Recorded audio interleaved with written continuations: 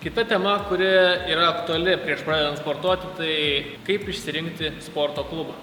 Tai viena iš dažniausiai daromų klaidų, tai yra, kad žmonės renkasi sporto klubą ne pagal esamą lokaciją, bet pagal tai, kur eina jų draugai, pažįstami, kas yra iš pažįstamų ratų. Tai jeigu jūsų draugas keliauja į sporto klubą, kuris yra jam arčiau namų, tai yra, tarkim, labai arti namų, o tau reikia važiuoti, tarkim, 2, 3, 4, 5 km, tai laikų bėgant galimai jūsų draugas nebenorės sportuoti arba pakeis lokaciją ir tai sumažins jūsų motyvaciją keliauti į tą sporto klubą, kadangi jisai bus galimai toli nuo jūsų. Rekomenduočiau sporto klubą rinktis kuo arčiau esantį jūsų gyvenamosios vietos, kad tai užtruktų kuo mažiau laiko prisiruošti ir nueiti iki sporto klubo ir kad galėtumėte visą dėmesį sutelkti į treniruotę, bet ne į dėmesį prieš ruošiantis treniruotę. Rekomendacija būtų tokia: rinktis kuo arčiau namų arba rinktis maršrute, kuris būtų patogus, tarkim, keliaujant jums į darbą arba iš darbo.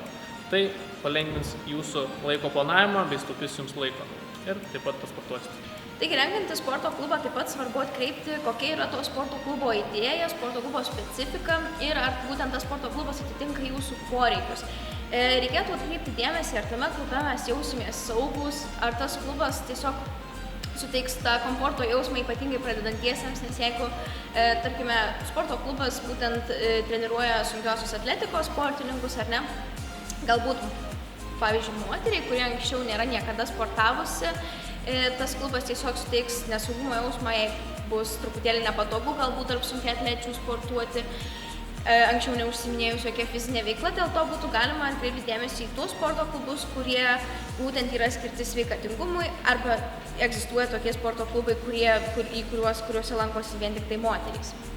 Taip pat prieš renkantį sporto klubą rekomenduojame atsižvelgti į tai, ar tame sporto klube yra įmanoma sportuoti grupinėse treniruotėse, nes grupinėse treniruotėse jūs gausite ne tik trenerio palaikymą, bet taip pat atsidursite bendruomenėje, kuri jūs motyvuos nepasiduoti. Taip pat treneris jums paaiškins pratimų atlikimo techniką, taip jausite saugiau, komfortiškiau. Taip pat siūlytume atkreipti dėmesį, jog grupinės treniruotės yra suskirstytos pagal tam tikrus lygius. Tai jeigu jūs esate visiškai pradedantis, siūlome nesirinkti treniruočių, kurios yra pačio sudėtingiausio lygio. Pradėkite nuo lengvesnių treniruočių ir taip po truputį įsivažiuosite į ritmą ir galėsite vėliau pakeisti treniruotę. Galbūt tokiu būdu atrasite tą sritį, kuri jums patiks ir taip sieksite savo tikslų. Taigi, apibendrinant sporto klubo pasirinkimą, svarbiausia yra atkreipti dėmesį į sporto klubo lokaciją, kuri būtų jums pati patogiausia, į sporto klubo specifiką bei viziją, taip pat į grupinės treniruotės, kurios bus labiausiai susijusios su jūsų lūkesčiais ir jūsų tikslais. Taip pat labai svarbu paminėti, kad nereikėtų apsistoti vien tik tai ties sporto klubu.